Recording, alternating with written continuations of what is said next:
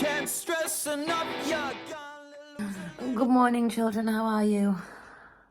So today we have a little road trip to a hospital appointment, which is fine. So then we are going to go to a hospital appointment over in West Cumbria and visit a friend who has bed and breakfast pigs, which is so cool and so cute.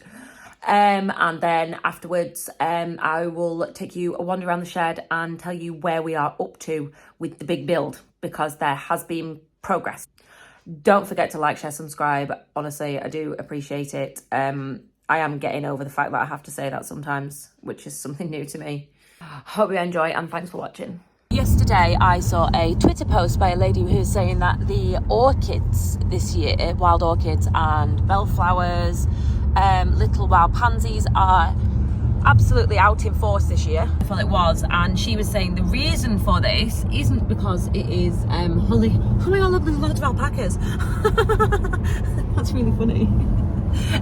It isn't because it's well managed in any way. It's because it's been grazed to the wick the year before. So last year, if you think there was a drought, serious, people were really struggling, and obviously they utilised the land in the only way that they could to feed their animals, and they grazed it to the wick right to the bottom, and this has given the plants a chance this year to come through because all the competition was eaten off. We are just driving to a hospital appointment, but we're driving to a friend's house to visit because we've just said, you know, you don't think, oh, I'm going to go and see somebody. You just think, oh, I'm going to go and I'm going to get my job done and I'm going to come back and then I'm going to spread some slurry and I'm going to do this. And we were like, do you know what, actually, this person that we're going to visit lives in the area. Texted and said, are you busy? Would you mind if we're calling for a brew? So that is what we're doing. But we are driving through Lake District, let's call it. It's on the way to Keswick, isn't it, really? It's West Cumbria. Yeah, like West Cumbria. Anywho, this is what it looks like.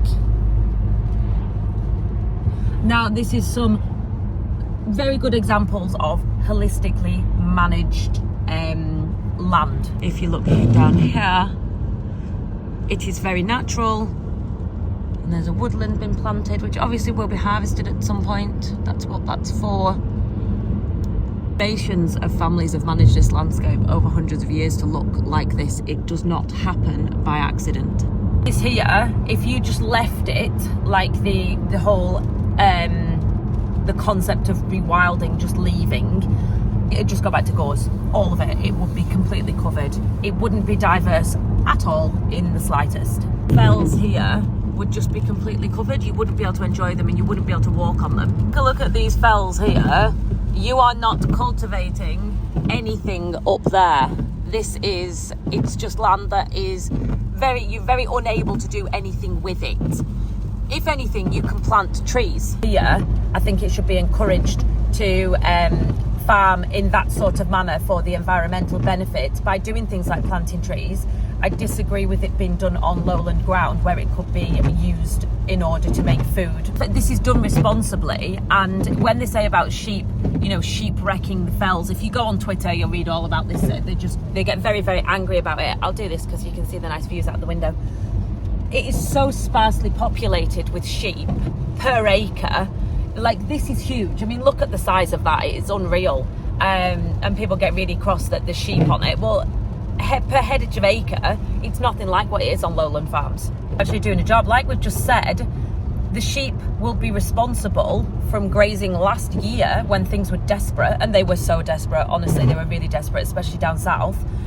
The sheep will be responsible for all of those beautiful flowers coming up this year. It isn't because it's well managed, it's because we were desperate. Those nice flowers have come up. There will be other species that haven't made it because of that happening.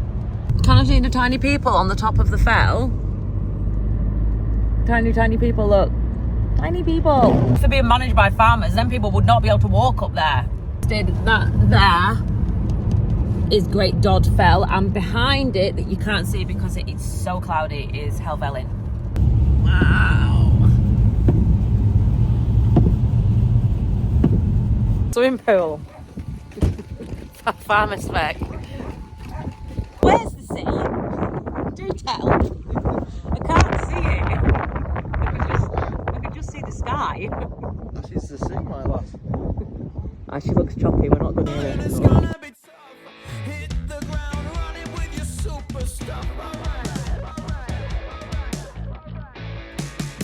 Get caught, get loose again.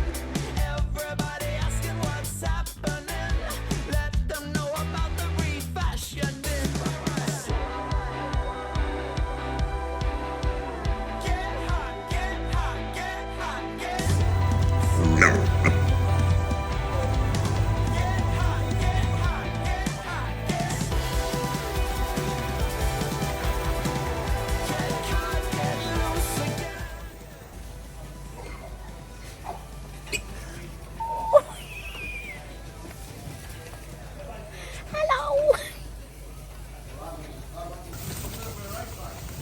Pig stampede!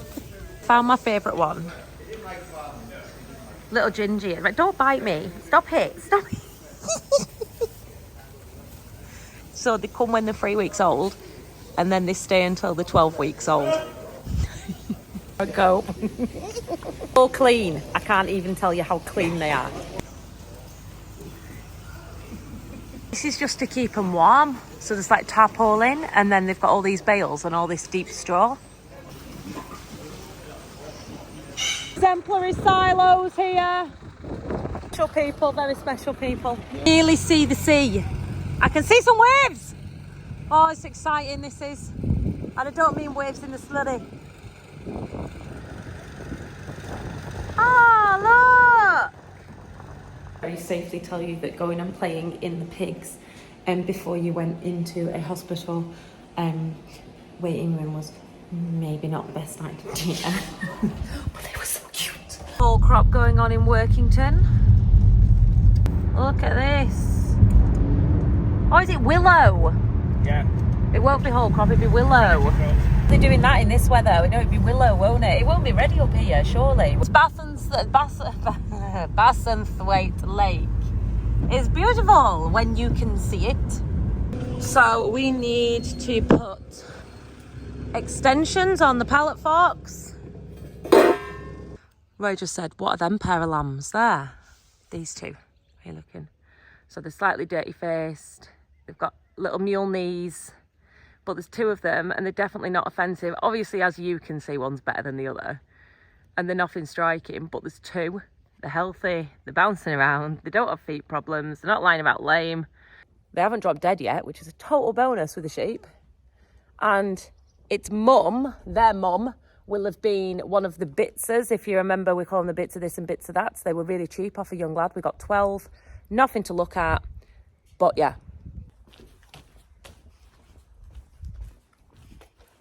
Don't mind me, I'm just in a magazine. Don't read it or anything. I'm just leaving that there. Don't read about me. Like, this is the validation I needed that I'm a real farmer. I'm in a magazine. Which magazine is it? Farming Monthly National. I did not tell you it was Farmers Weekly. I don't even want to be in Farmers Weekly. I'm not from Lincolnshire. Shire, sorry. Hobbits of the Shire. Do do do do do do do do. I am in a magazine though, if anyone wants to see. I'll leave a link below to the online copy.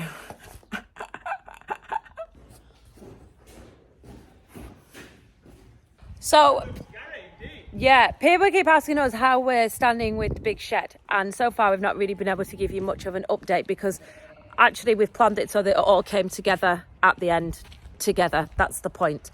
So, I today have had 2 loads of fill for the shed to level out. 2 loads yesterday. That there is 100 tonnes, and that is going to go on the top of all this. We have people organised for concrete channels for the slurry. They're arriving. Mirror Concrete are doing the like the sump and the bases for the robots. Obviously, as you've seen, because I've already done a video on the mattresses and cubicles, Mayo are fully on it. Gary is going to come and sort the shed out, concrete in levels, all the rest of it. He's absolutely a genius. Honestly, wouldn't be without him. Cladding for the front of the shed, that is also in hand. We wanted something a little bit different, hence why it's not just castle boarded, Yorkshire boarded. All these concrete panels are to come out. That is not where they're going to be. Feed star system. We've got the quote for that on the computer, but we've done nothing about it yet. That's something we need to do. This fence here is going to be to move across, and we're going to start tipping all of the concrete waste from the concrete yard. We're going to start tipping down there this winter to build all that up, because we will need the fill. Things like milk contracts sorted, they are in hand. Like, we are very, very all of a sudden in a week, fast paced moving forward, which is absolutely terrifying. But do you know what? The last, how many years have we been here? Since 2016.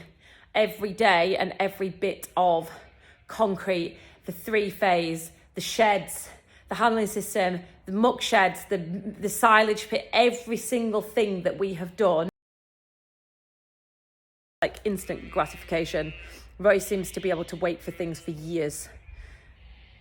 I'm more impatient. So that is where we stand right now. Thank you very much for watching. I appreciate every single one of you. I really do. More news on shed, robots, massive big things as it unfolds. But yeah, thanks for watching, and I'll see you next time.